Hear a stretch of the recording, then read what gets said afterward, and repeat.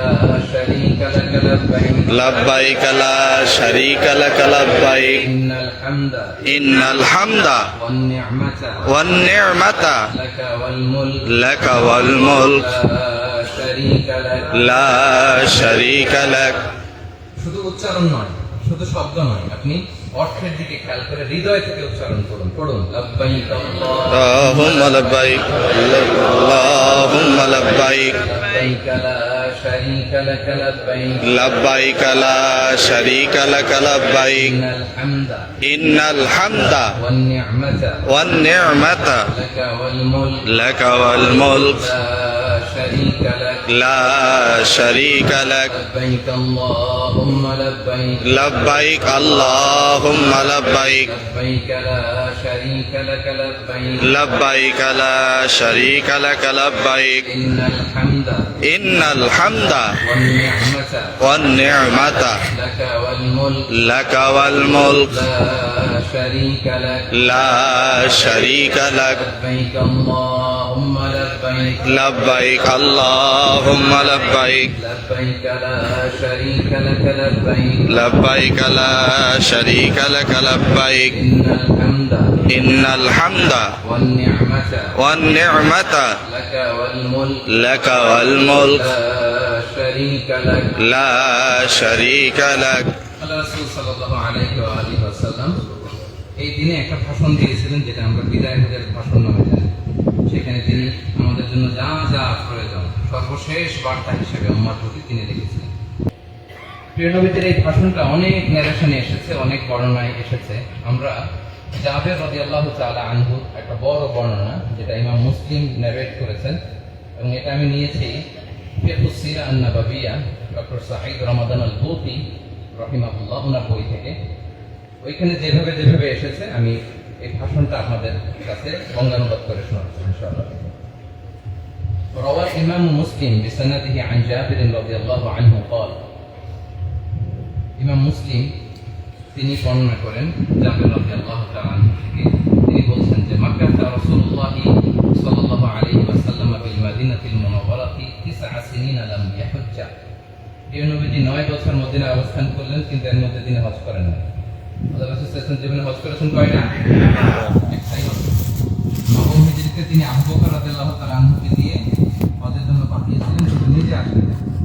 দশম হিজরিতে মূলত তিনি সাহাবীদেরকে নিয়ে হজে এসেছিলেন। তো 9 বছর তিনি হজ করেননি। ثم أذن في الناس في العاشرة أن رسول الله صلى الله عليه وسلم حاج। এরপর দশম হিজরিতে তিনি ঘোষণা দিলেন যে আমি হজে যাব, আমি হজে যাব। মূলত 24শে জিলকদ জুমাবার ছিল, ওই দিন তিনি ঘোষণা দিয়েছেন যে কালকে আমি বেরোবো, 25শে জিলকদ বেরোবো। প্রিয় নবীজি জুলহুলাইফা থেকে 25শে জিলকদ স্টার্ট করে এখানে 4ই জিলহজ এসে পৌঁছেছিলেন। প্রায় 9 দিনের লম্বা সফর ছিল না বিদায় হজের এই সফর। فقدم المدينة بشر كثير। নবী হজ করতে যাবে শুনে মানুষ তো আনন্দে আত্মহারা।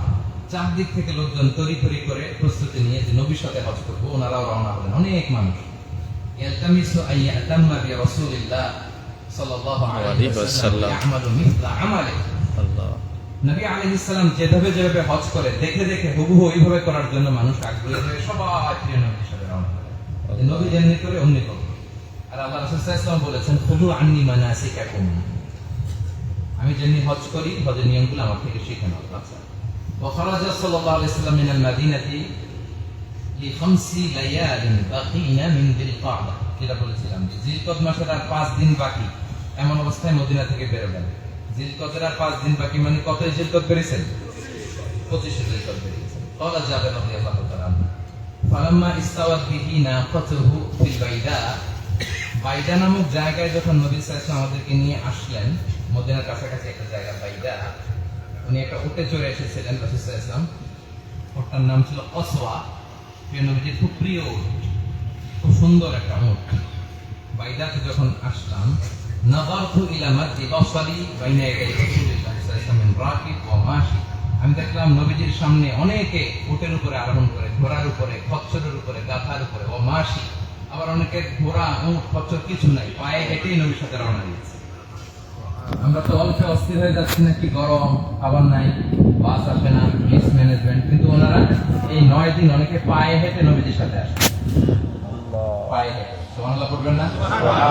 আল্লাহু আকবার, কি স্যাক্রিফাইস ছিল আমাদের।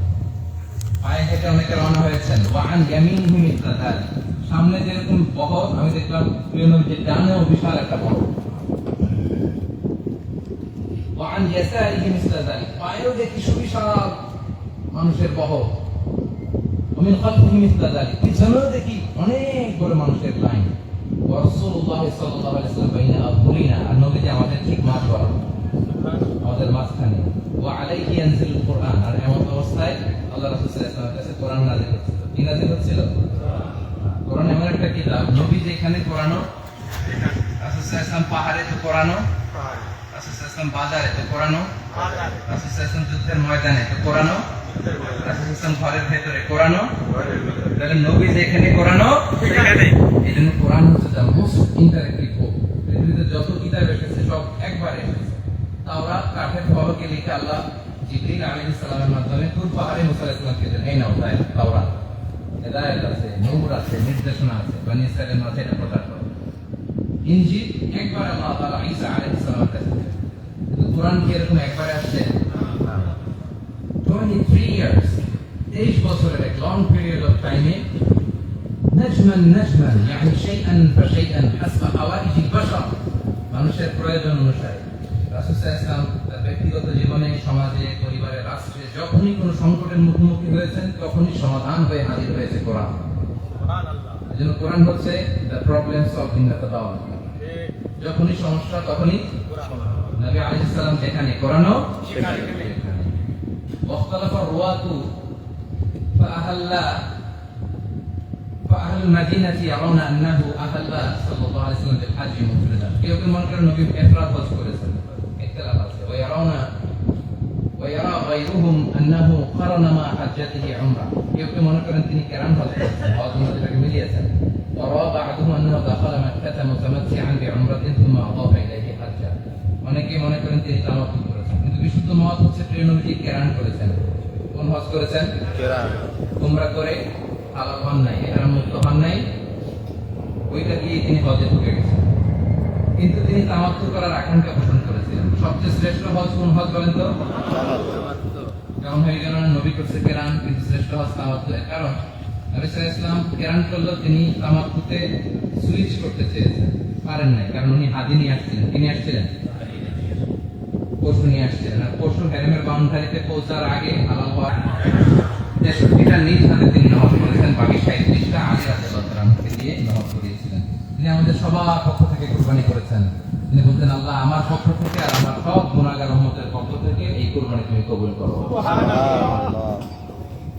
আচ্ছা, তিনি মক্কা যখন আসলেন, ওয়াদাখালা মাক্কাতু মিন আ'লাহা, মক্কার উঁচু এরিয়া দিয়ে ঢুকলেন, আলা মক্কা থেকে মিনতারি কিদা নামক জায়গা থেকে, হাত্তা ইনতাহা ইলা বাবি বানি শাইবা, বানি শাইবার যে গেট আছে ওখানে পৌঁছলেন।